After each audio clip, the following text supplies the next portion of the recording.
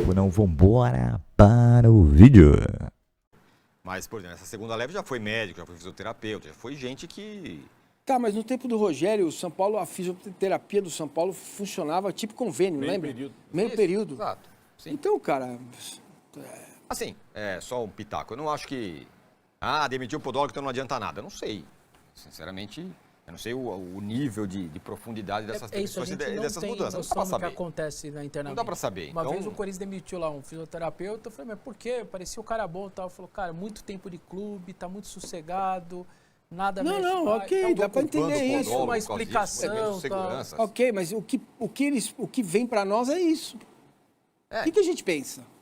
Cara, que raios o podólogo pode fazer o time jogar melhor? Então vamos pro campo.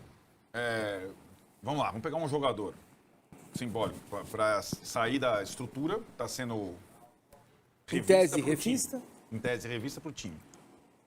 Luiz Gustavo. Vamos pegar um exemplo. Então, o cara tem quase 40 anos, teve uma embolia pulmonar, acaba o contrato, é um dos principais líderes do time, tentou meio sozinho levar o time nas costas essa reta final, fez entrevistas, deu uma entrevista que pressiona Cartola. Eu acho que a manutenção ou saída do Luiz Gustavo indica um pouco a ideia da reformulação do time, você entende? Em diversos aspectos, financeiro, de caráter, físico. E aí que eu falo, se você tira o Luiz Gustavo, talvez seja pior. Talvez seja melhor. Se vier, depende, como assim fala, depende de quem vier. Sim. Se o podólogo que vier for melhor, se o departamento de fisiologia melhorar, porque tirar é mais fácil. É isso. E o problema da estrutura do São Paulo talvez seja a qualidade, mas não é a quantidade. Lá no CT. Não adianta você diminuir o departamento de fisiologia, certo? Não adianta você diminuir o departamento de Não, fisioterapia. tem que aumentar, Não adianta melhorar. você não ter podólogo. E não adianta você não ter time de futebol. Você não tem um volante, um líder do time. Então, essa mexida... saiu o diretor de futebol estatutário. Isso já começou também, né? Repare que todas as saídas aconteceram depois que o Belmonte saiu com uma explicação lógica. Se o cara está há 5 anos com aquela estrutura, ele também protege aquela estrutura de alguma forma. Saiu o chefe, né? Então, é isso que aconteceu. Pode ser melhor o São Paulo, departamento de futebol, sem o Belmonte? Pode. Depende de como for funcionar. Não dá para ficar com menos gente cuidando dos detalhes da coisa. Até o Rui Costa é profissional. O Rui Costa vai fazer o quê? Ele vai contratar, lidar de contrato, chutar a bola, viajar, pressionar a CBF, ver a tabela sozinho? Não vai. Tem que ter uma equipe, né? Então, vamos ver como é que vai funcionar o São Paulo. A única coisa, a gente não... Vocês têm razão, não sei se vai dar certo, se a reformulação vai acontecer e quem vai vir, se vai ser melhor ou pior. Isso a gente não tem controle. Uma coisa eu tenho certeza. O que aconteceu com o São Paulo no ano, precisava fazer alguma coisa. Esse é um bom ponto. Precisava, ponto. Se vai dar certo ou não, eu não sei. Mas, gente, é sem precedentes. No futebol brasileiro, eu tenho 46 anos, cara, eu nunca tinha visto o boletim médico de um clube que você tem que ficar passando o dedo porque são 4 páginas. 13 caras, 16, 14, 12. Eu nunca tinha visto isso. Então, algo tinha que ser feito. E eles estão fazendo. Pode não dar certo, a gente pode não concordar. Mas ficar inerte e aceitar o que aconteceu, eu acho que seria pior. Pois é, o que eu escutei uma pessoa logo depois do jogo, inclusive, que eu ainda falei, né, parabéns pelo 8º lugar, né, de maneira irônica, a pessoa falou, pois é, muito abaixo, né, do que a gente deveria buscar, né, ao longo da temporada, só que uma série de tropeços do São Paulo, tropeços duros, acabou condicionando o São Paulo que estava nas quartas da Libertadores, estava bem na Copa do Brasil, até certo ponto, no fim, o que sobrou foi lutar pelo 8º lugar, ainda perdendo o último jogo da temporada e salvando uma equipe do rebaixamento, né, basicamente. Então, São Paulo sabe que foi um ano bem abaixo, mas existe uma concepção lá dentro de que a Libertadores ainda pode ser um bônus, né. Eu ouvi muita gente falando assim, o nosso time, nosso clube, né, as pessoas do clube falando, o São Paulo é tão grande que a Libertadores procura o São Paulo. Então, assim, existe uma concepção de que é um ponto positivo voltar a Libertadores, o próprio Crespo falou isso, né, possivelmente voltar a Libertadores, aliás, né, não está certo ainda, mas existe também uma concepção clara de que nada funcionou. Aliás, pouquíssimas coisas funcionaram, e por isso haverá uma série de demissões, já houve 2 levas de demissão. Uma foi na semana passada, outra foi hoje, mas 5 pessoas foram demitidas lá na Barra Funda, entre elas roupeiro, teve scout sendo mandado embora, teve até podólogo sendo mandado embora, então vários setores setores do CT do São Paulo foram atingidos por essas medidas, e o que eu escutei de uma pessoa da diretoria é: estamos implementando uma nova filosofia. E ainda, o que eu escuto de gente próxima do presidente Júlio Casares é que não necessariamente trata-se de uma medida política, mas uma medida esportiva mesmo, porque existe uma concepção clara lá dentro de que algumas coisas precisam ser rejuvenescidas. Então, por isso, alguns funcionários também de longa data vão deixar o clube nesses próximos dias. PVC, eu estou pensando aí nessa reformulação do São Paulo, algumas demissões, foi o podólogo, o roupeiro, né?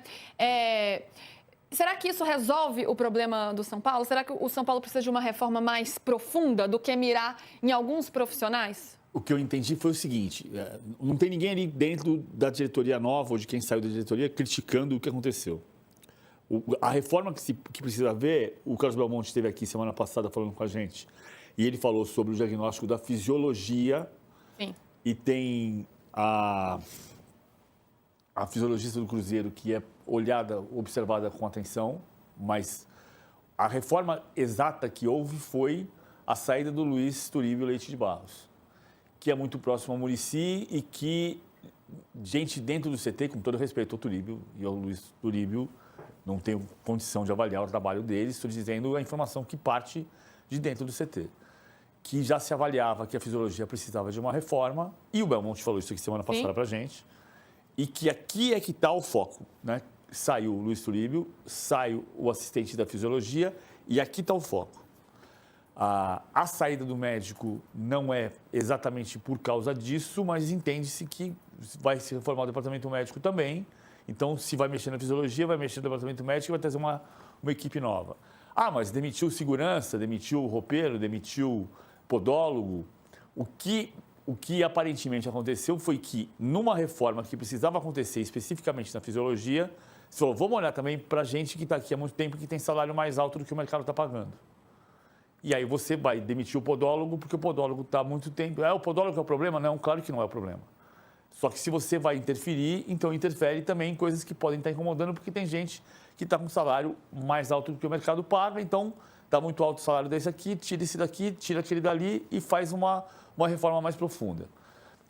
Mas a reforma que está havendo é na tentativa de atacar o problema médico. E como o Belmonte também disse semana passada, médico não causa lesão, ele cura a lesão. Então, o X da questão não está na lesão. Entende que a fisioterapia melhorou, que a fisiologia não melhorou, e é esse ponto que se quer atacar. Ele cita também a preparação física, que muda de técnico para técnico, né? Mas ele coloca um foco maior, de fato, no departamento de fisiologia. E a preparação física, isso é um dado importante, Luísa, porque o que se entende é que a preparação física permanente do São Paulo, ela precisa ter uma capacidade de intervenção maior, mesmo quando se muda a preparação física e o técnico novo traz um preparador físico novo. O ideal é ter uma comissão técnica de ano inteiro. Se teve que mudar, ok, vem aqui, ó. Contratamos você, seu preparador físico é esse aqui, vem aqui. A gente aqui trabalha desta maneira. Então a gente precisa, mesmo que a gente se adapte um pouco a você precisa se adaptar muito ao que a gente está fazendo. Para que não fique tão aleatório, né? A preparação, metodologia de um, depois muda a metodologia totalmente para outro, né? E aí tem o físico dos atletas, como é que ficam no meio disso. Valentim, falando de mercado da bola, né? Que agora o mercado, a gente vem falando, vai ganhando cada vez mais força neste fim de temporada.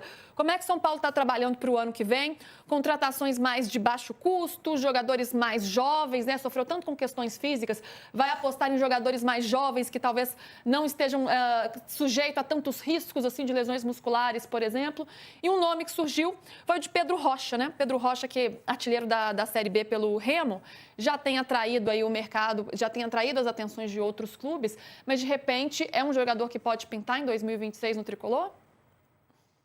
Começando do fim, o Pedro Rocha, jogador que o São Paulo já gostava desde a última janela, na verdade, né? Quando o São Paulo teve a série de fracassos na posição de atacante, e até por isso acabou necessitando ir para o mercado de maneira mais ferrenha e se desenrolou toda a novela com relação ao Marcos Leonardo. Mas, por enquanto, o São Paulo, inclusive, viu um transfer ban, né? Ainda não foi oficialmente tirado do site da FIFA, pelo menos até a última atualização.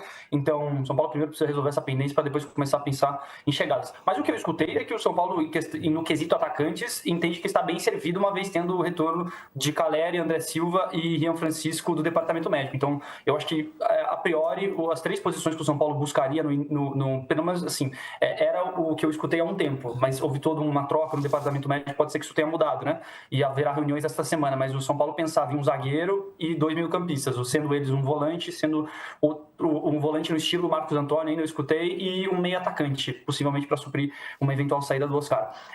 Sobre mercado, o Jandrei hoje...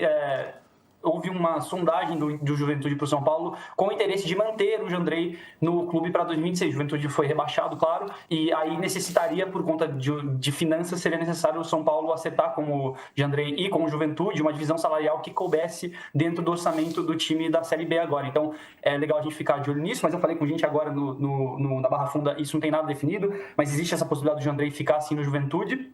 E do restante, essa semana pode ser que tenha uma resolução no caso do Luiz Gustavo.